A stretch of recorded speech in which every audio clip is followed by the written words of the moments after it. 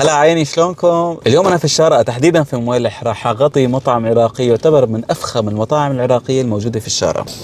يا الهي على هالروايح، شوفوا لي هذا البوكس، عبارة عن بوكس فيه صمون بالكباب العراقي وشاورما دجاج وشاورما لحم. خلينا نسمي بسم الله ونبلش بالكباب العراقي. بسم الله. هلا ما بعرف اذا كل الكباب العراقي هيك ولا هذا المطعم كثير شاطر فيه، بس مدهن رهيب. والله انا بتعرفوني ما بنحاز لحدا، بس يشهد الله اطيب من الكباب تبعنا. خلينا نغطى في هاي، ما بعرف شو هاي. جينا على الشاورما، يمكن بسموها كس عراقي هيك شيء، مغطسه بالمايونيز الحار.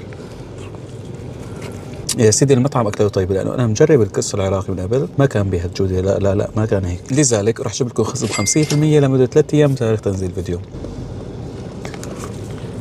هلا وصلنا على شاورما دجاج، في صوص زهري كثير حابب انا اجربه. ناخذ اول قطه بدون صوص. ترى اسم المطعم هلا عيني، ونيال اهل مويلح بالشارقة على هلا عيني.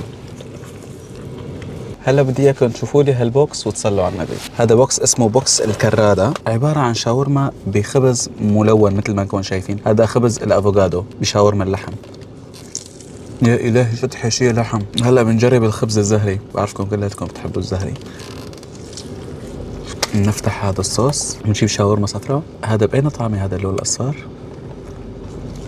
كثير طيب، بس الصمن طالع معهم انجح صراحة.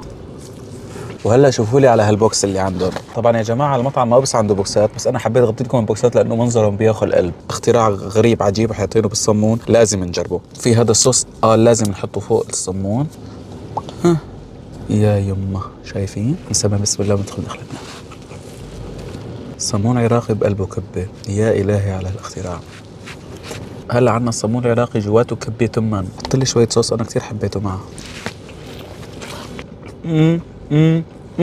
بس لحد هلا الكباب العراقي نمبر 1 عنده. شوفوا لي على صمون بالفلافل. أول شيء يا إلهي، قالوا لازم تحطوا له هذا الصوص اسمه صوص العنبة. أوبا،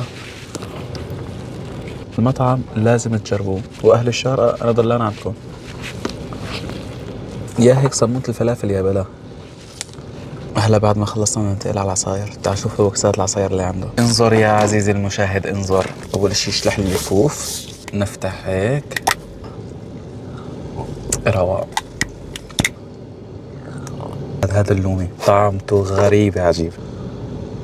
الحمد لله رب العالمين. هذا كان عشاء اليوم، عشاء خفيف نضيف، ما نتعشى مع الشباب. ان شاء الله يكون عجبكم الفيديو. كالعادة يا سادة الصلاة على حبيبي تجلب السعادة.